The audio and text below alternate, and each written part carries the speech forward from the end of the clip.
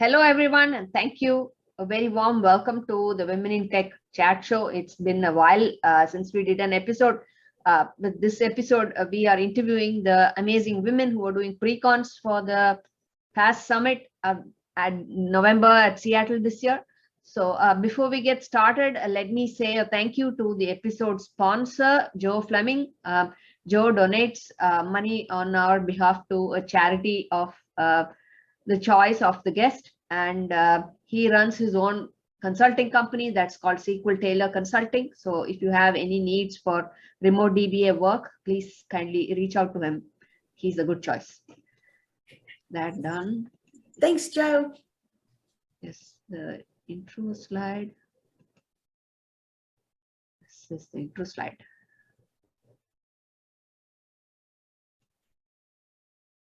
All right, that is Melissa's conference, and we will be talking to Melissa now on asking her a few things about what her class is about and what you can learn from it. All right, let's get started. Melissa, do you want to tell us a little bit about yourself and your pre-con session? Sure thing, sure thing. So hi, everyone. I am Melissa Coates. I have been self-employed for almost 3 years now. I've got a history of being in the business intelligence industry. So a couple years ago, I said, you know what? I've got some ideas of I want to use my time and be in charge of my time, right? And let me see if I can make this work. So anyways, my company is called Coates Data Strategies. It's me, myself, and I, and my virtual assistant, who is amazing. But I focus mostly on a couple of different things. One is I have this online course, and we can talk about that if you want to, but that's really not the focus of today. It's about deploying and administering Power BI in your organization. The other thing that I spend a lot of time doing these days is tech writing for Microsoft. And one of the things that we published in the last year or so is called the Power BI Adoption Roadmap. So that leads us to this idea of delivering an all-day pre-conference session on that particular topic. And by the way, I need to say that this is being co-presented with Matthew Roche. He is a member of the CAT team, so the customer advisory team at Microsoft. They're the people, they are part of the actual Power BI product team, not writing code and building products, but they're the people that interface with customers and then help influence what the product team builds. So he has a sword, and you know he like threatens them, I'm sure. Oh, absolutely, absolutely. So we're co-presenting, and in fact, the whole thing was his brainchild to begin with. So I should make clear that I'm kind of piggybacking with him on the pre-con. That's awesome. Matthew has spoken for us at some of our mental health day events. He's a really, really awesome person.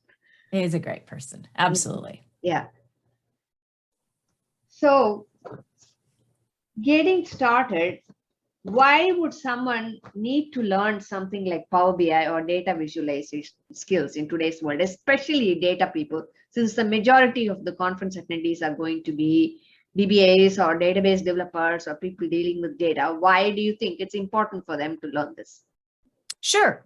So first of all, I'm going to read between the lines a little bit in what you just said and dispel what might be a bit of a myth about Power BI, and it's not just reports. You might even say that the reports and the visualizations are the weakest part of Power BI as a whole. So why is that? Because it goes so deep on data preparation. This is all done in Power Query and data modeling. So all of the history of analysis services and that type of true semantic model capabilities is all baked right into Power BI. And the newest thing on the block in the world of Power BI and the data architecture also includes an Azure SQL database that you get. So the people that are traditional DBAs should actually care about Power BI because those business users are building data structures. They're importing data, they're creating data models, and then at some point, yeah, they're going to release some reports and visualizations, but the data part is massive. Hmm. So then would you suggest for people to focus more on those ETL, data engineering, modeling skills over visualization skills? Not necessarily. There's a couple of subspecialties, and you can actually start to split it out even further. But if we keep it fairly generic, there's 3 subspecialties under the Power BI umbrella.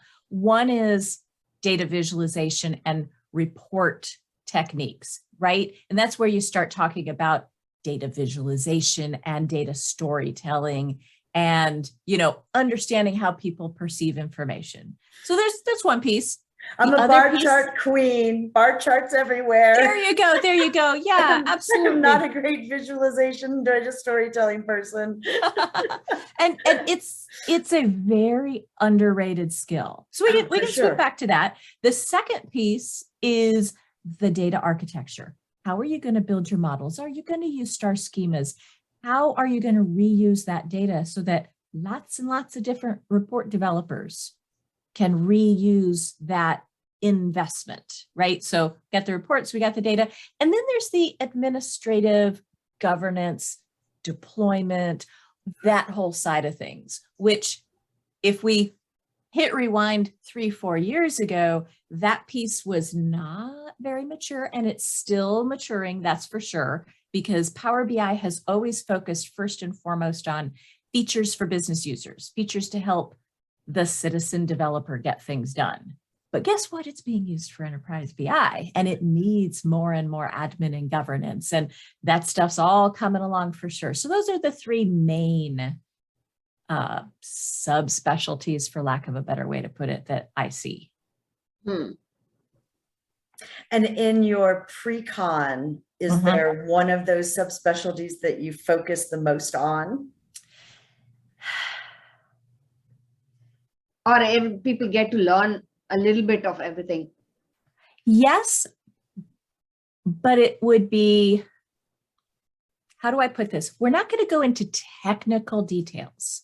Okay. Could we talk about why it's important to have a solid data model? Sure. Are we going to talk about exactly how you achieve that and, really crack open Power BI Desktop? No. What the Power BI adoption roadmap is about is mostly about how do you make business intelligence successful in your organization? And it has these 10 main areas, which incidentally might become 11. We'll see how some new things shake out.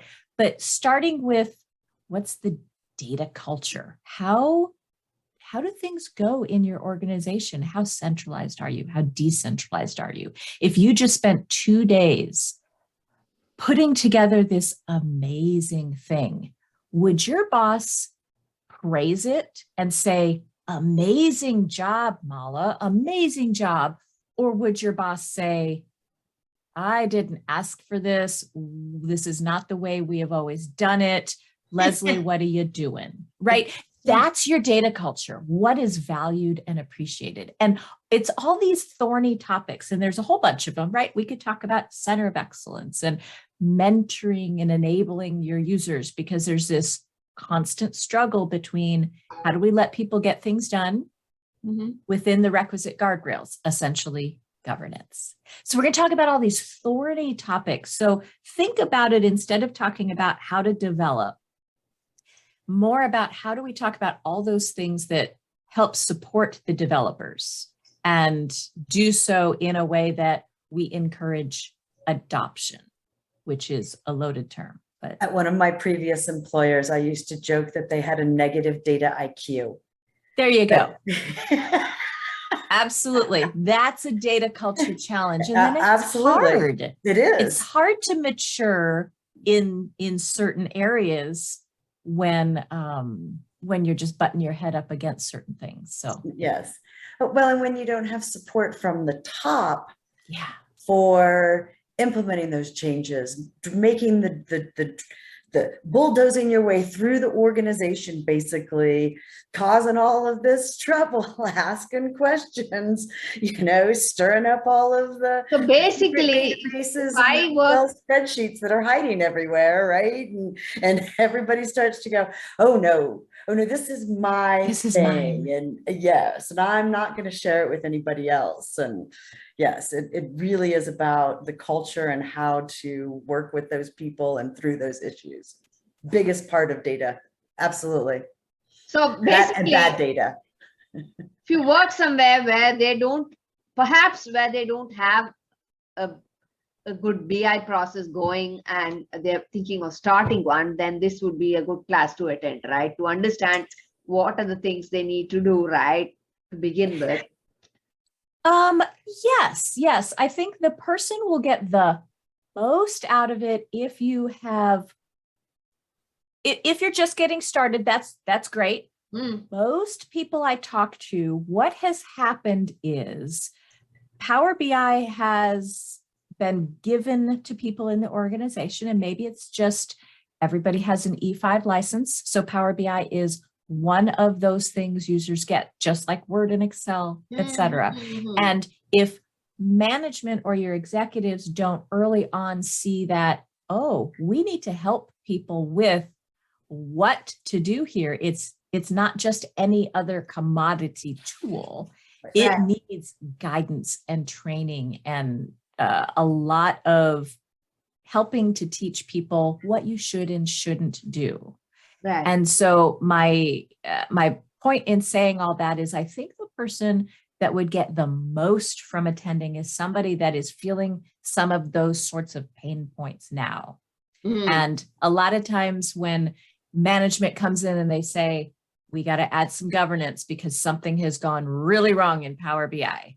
The traditional story that you hear something like somebody sent out the wrong numbers and the CIO is livid. He wants to take everybody's licenses away, right? Things like that, where you say, okay, we need to rein in the chaos.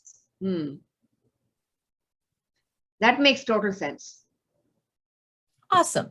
So we're going to step through each of these 10 areas, starting with the data culture, talking about our executive sponsor, like Leslie said, why that's so important. It's one of those things that sounds like you've heard it a million times until you live it. And when you know it's really painful.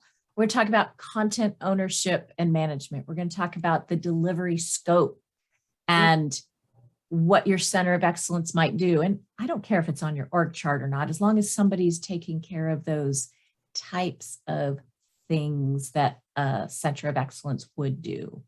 So we'll talk about mentoring your community, your user support. There's 6 levels of user support. So it doesn't have to necessarily be complex, but there are some things to think about, and governance and system oversight. So what we're going to do is use the roadmap to guide the conversation, and it will predominantly be, let's pull out some key points in each area. Let's tell some stories, right?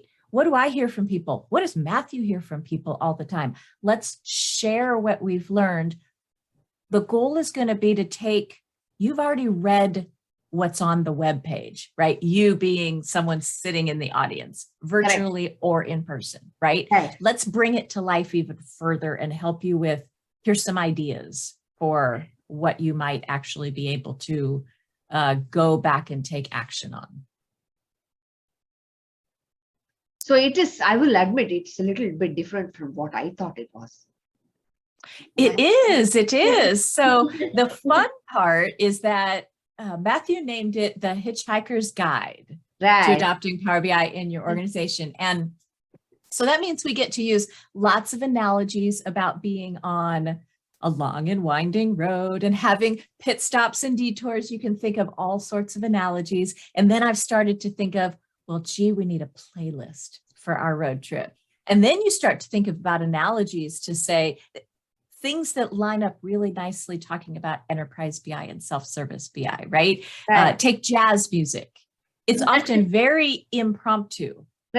And people are just figuring out as they go along. And that can be really valued in one organization and not in another. Whereas you might take classical music that is very structured and very formal. and think about that in one. Yeah. So we're going to try to make it kind of fun, make the points, help you with actionable, good info while we have a little fun along the way too.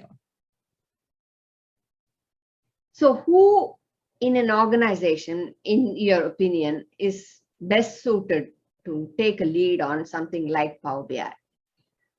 Because it's something that's somewhat of a contentious thing. Would it be data architects? Would it be somebody who has to be hired in particular for that? Why? And when you say take a lead on Power BI, what kind of, are you thinking of the highest level decision maker for the decisions that need to be made across the organization? Are you thinking of the people that are going to dig in and build things? What do you? The second one. Okay. So kind of back to those three main buckets that we talked about. We got our visualization people, our data architect people, and then we've got our admin and governance kind of people. Yeah. So I think very much it depends on what piece interests you the most, because it's getting to be such a big, wide platform that it's kind of difficult to be an absolute expert at absolutely everything. Right. So if you asked somebody and they said, I'm a 10 out of 10 on not only my M skills, so that's the scripts behind Power Query. If you get yourself to where the user interface buttons aren't enough, there's an entire language behind it that you can extend and make it much more complicated than the clicks, right? DAX is the language behind all of the data model, creating your measures, all of that kind of stuff. So if somebody told you, oh, I'm a 10 on the Power Query stuff and all of the DAX stuff and all of the visualizations, I start to say, Nobody's one a of those 10 three at anything. maybe two if you don't have a social life, right? But you can't be a 10 at all of them. So to answer your question, I think it kind of depends on what interests you the most. And somebody that is curious and likes to just dig in, roll in your sleeves, figure it out. Yeah. And also somebody that really is okay with, what I learned this month, I'm going to have to keep learning continually, because this is software as a service. It changes literally every month. So that technique that you learned last year for the best way to create such and such kind of a measure, for instance, that might not be the best technique now. And that actually kind of puts a lot of pressure on people to keep their skills top notch, which is another thing the Center of Excellence and the community of practice can help people with, right? Announcing, here's what's new and here's why you care. Because it's so hard to keep up. It really is. Oh, without a doubt. That makes for an whole entire discussion in of itself. It does. How do people What manage tends to keep up? happen? Yeah. I think what tends to happen in a lot of organizations is somebody learns about Power BI, whether it's through a blog or a conference or talking to somebody, and they're like, oh, and they go back, they like, oh, there's this report that I have to put together manually every month. And it would be so great if I could just like create this report, and Power BI sounds like the best thing ever for doing that, right? So they go back and they make this report in Power BI and they show it to somebody. And like you said, their boss either goes, oh, that's great, or Leslie, that's not your job, right? So let's say you get the former, oh, well, Leslie, this is great, right? Well, what else can you do, right? So you show your boss some other stuff, and they show their boss, and by the time somebody high enough in the organization gets exposed to what it is we've been doing in my little world with my boss and all of our cool data, right? Because I went out and did the SQL Saturday or whatever. It's gotten to where either they're asking for such complex things, because again, remember, I'm just a beginner person who, put this together for my own benefit, not that Power BI builder, but I've been put into this position where I have to do these things that, like you said, I may not know the best way to write that DAX formula. So I go out to the internet and I get some script, and it's really, really slow once we get into a gazillion records because I didn't know any better. And by the time you get to this is now become embedded in our organization, and you bring in a consultant like you that goes, oh, well, now we have to fix a whole lot of stuff because and I think that it's that homegrown environment that ultimately makes it very expensive for organizations to adapt it correctly, because it isn't approached from a thoughtful, oh, what's the best way we as an organization could do visualizations? It's Correct. more of a, oh, Leslie went rogue in this department and it's awesome, so we're going to let it spread Yeah. everywhere. Yeah. But those people that go rogue are some of your most valuable people. Absolutely. Those are the people that if you start to build a centralized team like your center of excellence, Yep. you want them. Yep. And then guess what? They're going to end up realizing at some point, oh, well, here's where I went off the rails just a little bit. But what we ideally want to do is appreciate the fact that these people are really industrious. Even if we say, all right, that was kind of ugly, what you built under the covers. And what I mean by that is, let's say somebody is self-taught. They just bring in some data, and by default, unless they know to do something different, you're going to import that data into your data model. So you start pulling in from, say, 3 different sources, for instance, right? And, oh, you figure out I have to create a relationship. Okay, you manage to figure that out. But there's certain things that are, if you come from a data background, whether you're BI, a DBA, whatever, some things will be more intuitive than others. And so you might end up with this data model that can't scale because it worked for those first few questions that you had. But now that you have to continue to add on to it, that it wasn't built with that in mind and the person didn't know. Those are the kinds of things that if you have almost a curated user experience for the people in your org, and yeah, you might realize that 6 months or 12 months into the whole journey. And yes, you might have to go back and do some refactoring for some of those solutions that turned out to be really popular. So you might have this plan to say, all right, somebody goes to the first Power BI training class, and inside my organization, we're just going to let them do whatever they want for that first 30 days. Right. And then maybe we're going to introduce the notion of a live connection, meaning, does data already exist that I can just connect to? I don't have to import it every time. Things like that can, in a really logical way, help them get better, get more efficient, reduce your governance risk. Lots of benefits of things like that to have kind of a curated path for people. So have you seen organizations that have a great data culture? What would be some of the traits, some of the things you would use to identify this when you see that? Yeah, so I think part of it is just, what do you value? And we tend to say a data culture is not what you say, it's what you do. And some amount of chaos is okay.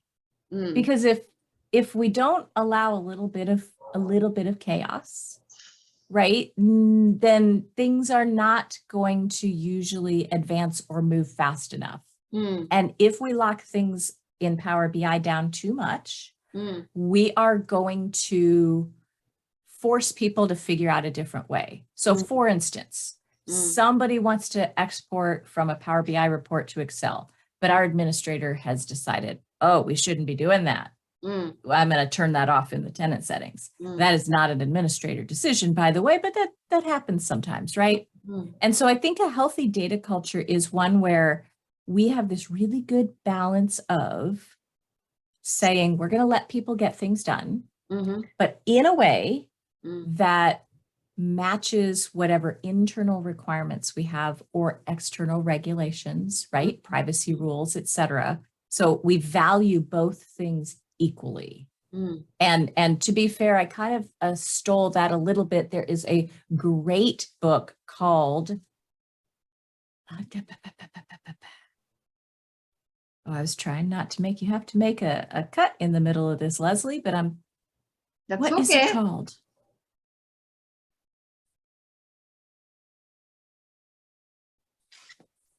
Hang on, I can get it in a second.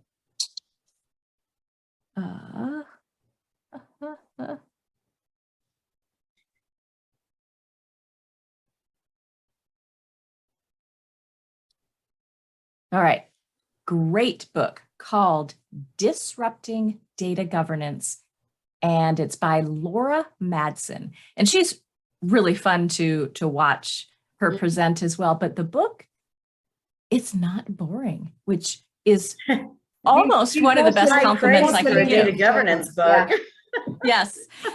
So that whole idea of, can we value promoting usage of the data equally with protecting the data? That is from Laura. And that is something that really almost the whole book, Disrupting Data Governance, focuses on that. So if that's something of interest to you, of we need to do some governance, and every organization does, Right. but we want to do it in the best way possible with a healthy data culture. That book would be a fun read for you. Awesome. Okay. We will post it in the notes for the people who want to watch it. Awesome. So what are you looking forward to sharing with your pre-con the most? Like what's the topic that you're the most excited about sharing with the attendees? Or let's say among the 10 or 11 points that you plan to cover, which is the one that stands out the most for you? Yeah, I think the spots on the roadmap, number 3 and number 4, are content ownership and management and content delivery scope. And the reason that they're placed on the roadmap where they are is because really understanding what's going on in your org and by whom is pivotal to be able to say, here's how we want everything else to happen. Okay. And so it's not meant to say the 10 spots on the roadmap are not meant to say, literally, these are the sequence you should do everything in. So one of the things I get most excited about is, well, how do we have trustworthy data when we're talking about self-service BI, when we're talking about, kind of like, think of it this way, anybody can put up a YouTube video. Some of them are exemplary and some of them are very not. Same thing with self-service BI. The quality and the level of trustworthiness. So, you know, is it accurate? Is it useful, et cetera? I get really excited about all of those kinds of concepts because they're things that we can slowly but surely help people get better. And it's easier said than done, right? Because we're all busy. And some people might say, yeah, I know it's not the greatest. It does its job. I don't care, right? So it's all a balance. Yeah. I'm with you. I like the idea of being able to describe the data, know what it is, have, you know, the discussions around when we say an incident, that's what this means. And these are the attributes of that. And everybody in the organization can go out to a Power BI certified data set and say, these are the incidents, and I can write any report I want to on that data set that's been blessed by the data gods as the ultimate truth. And no matter who counts incidents, we're all going to come up with the same number because we're all using the same data set that's been cleansed and is ready to go and is, you know, the golden copy that everybody gets to use. And that, I think, is really how we get to the great self-serve model. I agree. And if I add a little asterisk to what you just said, and you're going to say, oh, yes, of course. It's still possible to screw up a report. Absolutely. That you started from the golden data set. Absolutely. And the golden data set doesn't mean that still have to validate it. Yeah. But with that little asterisk, I wholeheartedly agree. So yeah, I very much think it's worth the time to say, for the data sets that you want people to reuse, get them certified, have an actual process. Yes. What does certified mean? And if there are, say, 3 certified data sets, for instance, that you as a report creator have access to, are they all equally trustworthy, all equally validated, all equally stable, all those sorts of things? And it's easier said than done. That's part of that whole bigger process within an organization of data culture, data IQ, and what you're going to do to make sure that you have confidence in the data that you provide. Yeah. So there's the piece of, I'm a report creator. I'm going to start from that certified data set. But then how do I get my actual report certified to say it alone has been validated? And usually when that happens, we want to put some sort of branding on the report, some sort of little logo or message in the corner. And over time, the people that consume those reports, they get used to seeing that and saying, oh, yep, I see it's got that little certified logo. And so I'm happy with it. And when it's missing, some VP could say, this report, it's not certified. Why not? And that's a healthy thing. And that's a good thing to evolve to. And it also means you got to be really careful allowing people to do save as on your reports. Yes. Yes. Interesting. So when you say certified data set too, it only means that you can get your data clean to the extent possible, right? It doesn't mean it's free of any anomalies or any kind of problems like that, because there is True. We would, I think all 3 of us being data people would say, is there even anything in existence that you could say is free from any, data quality issues? And right. But what certified should mean, and let me back up 1 second. It's one of 2 endorsements in Power BI. It's really just, it's a checkbox. It's a tag on an item. Says this is either certified or promoted. And anybody who has permissions to publish to a workspace or specifically can edit that item can promote it. So promoted endorsement really just means, hey, this thing's available, you should use it. And certified is a different checkbox. We can limit the number of people who are allowed to do that.